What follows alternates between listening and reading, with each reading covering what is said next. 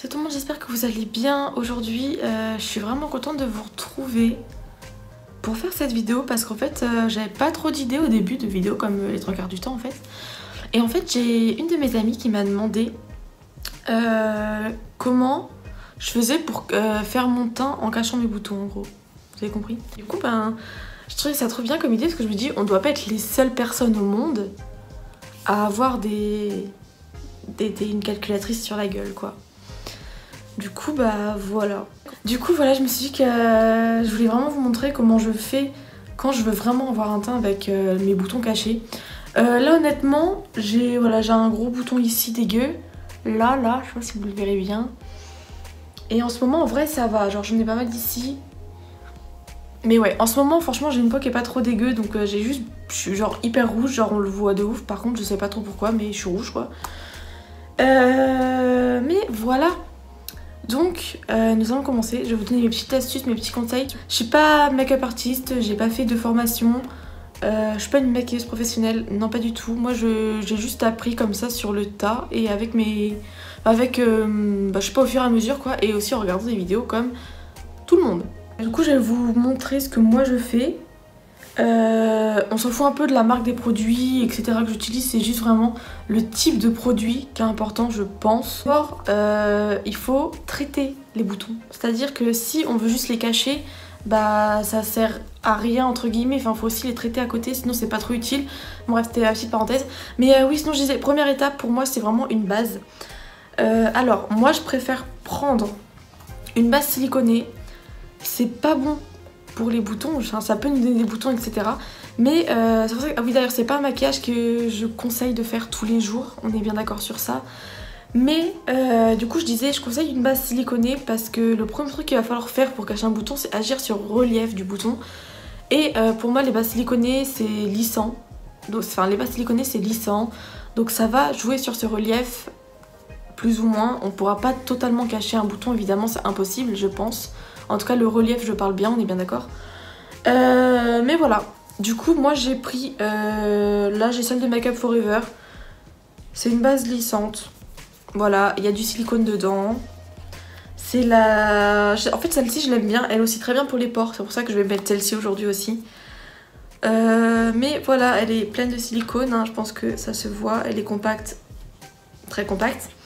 Et du coup ce que je vais venir faire c'est que je vais venir la mettre sur... Alors moi j'utilise toujours mes doigts pour mettre de la base, mais le mieux quand on a des boutons c'est de ne pas trop utiliser ses doigts sur son visage justement. Mais moi je l'utilise là pour mettre ma base, j'ai toujours fait comme ça. Je vais en mettre vraiment sur tout mon visage pour que vraiment j'en ai partout sur tous mes boutons. Après le mieux c'est de localiser les bases comme ça siliconées. Vous pouvez mettre genre par exemple une base hydratante sur l'ensemble de votre visage et sur là où vous avez des grosses imperfections, genre moi comme j'ai ce bouton là qui je sens qu'il a un relief pas mal quoi. Mettre juste de la base siliconée dessus. Je sais que celle de Smashbox elle est bien, mais je l'ai pas ici. Enfin, en tout cas elle est... j'ai jamais testé personnellement mais j'en ai entendu que du bien, je voulais la tester d'ailleurs mais bref. La deuxième chose à faire pour moi c'est cacher la rougeur, encore une fois. J'ai un correcteur vert du coup. Je préfère largement les correcteurs en crème, dans les petits pots là vous savez, mais en fait j'en ai plus, genre le mien est vide et fini. Du coup j'en ai un comme ça que je vais venir prendre pour le coup là. Mais je préfère largement sinon les correcteurs en crème, je trouve que c'est plus pratique, je trouve ça plus pratique, c'est tout. Le correcteur vert par contre là je vais venir en mettre vraiment sur mes imperfections, mes rougeurs à cacher. J'en mets sur mon menton parce que j'ai le menton genre absolument tout rouge, là j'ai un bouton. Après je sais que j'ai certains petits boutons qui vont se camoufler tout seuls.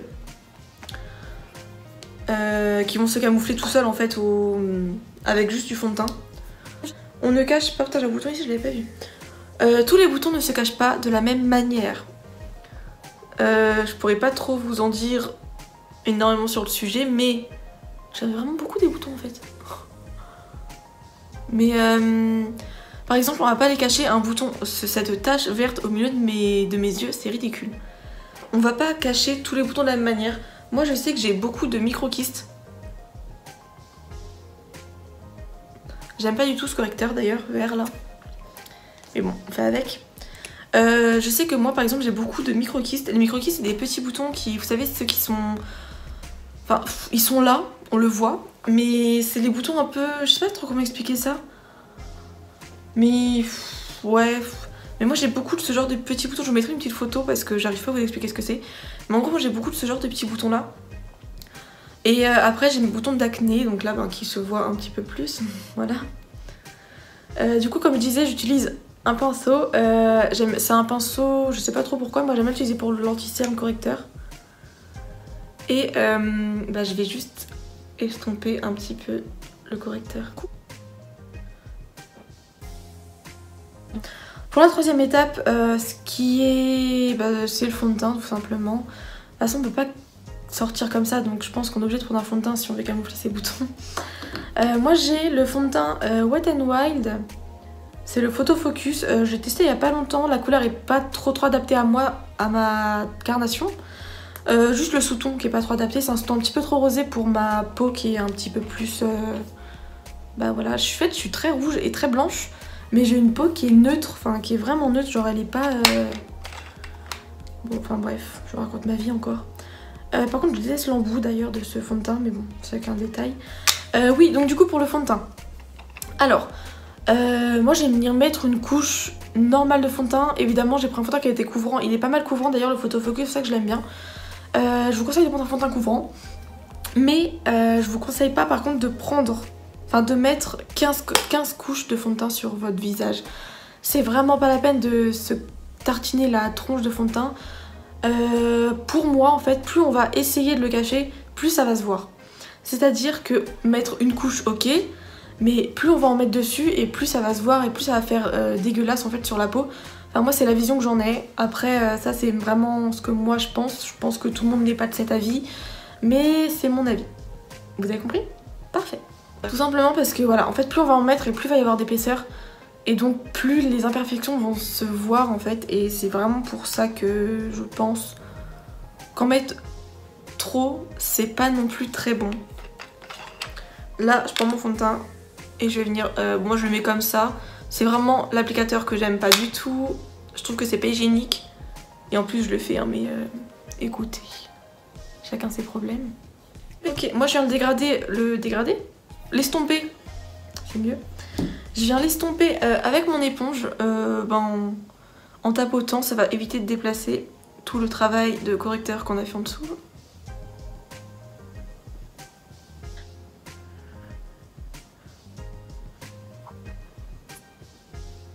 Maintenant, je vais venir reprendre un correcteur.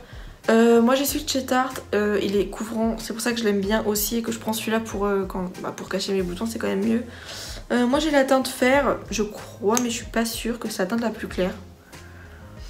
Et en fait, là ce que je vais faire c'est que je vais déjà venir en mettre sur mes cernes. Parce que j'ai des cernes qui font peur.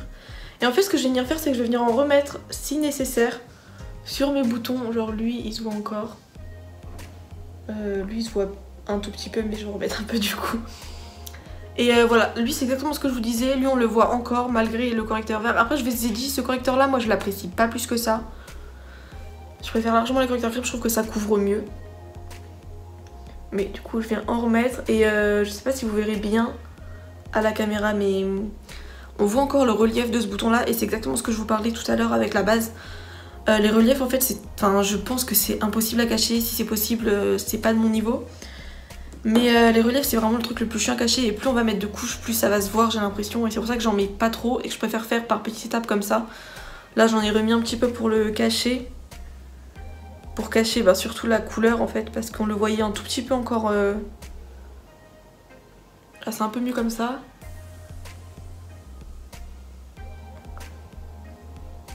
Après le seul truc c'est que ce correcteur il est genre plus clair en fait. Si vous faites ça, prenez un correcteur qui est de la même couleur que votre peau, parce que lui il était plus clair que mon fond de teint. De la même couleur que votre fond de teint. Lui il était plus clair que mon fond de teint, le Tarte, du coup forcément ça se voit un petit peu. Mais en fait j'ai pas pensé à sortir un autre correcteur, du coup j'avais un peu la flemme d'aller le chercher, voilà, simplement que ça.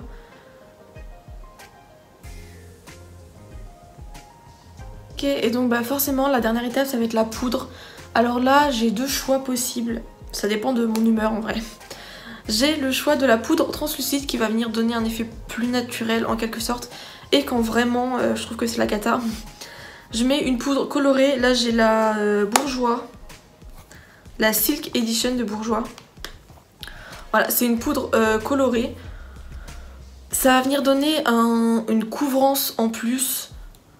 Voilà, là je vais venir mettre la blanche parce que j'ai, comme je vous ai dit, genre je trouve que ma peau ça va en ce moment. Du coup je vais venir prendre une poudre qui je pense va suffire largement.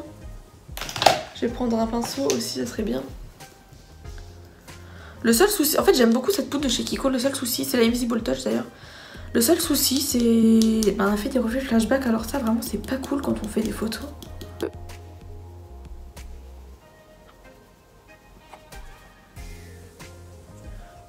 Du coup c'est tout pour cette vidéo, j'espère que ça vous aura plu. Enfin que ça aurait pu, j'espère que ça vous aura aidé peut-être. Et on se retrouve la semaine prochaine.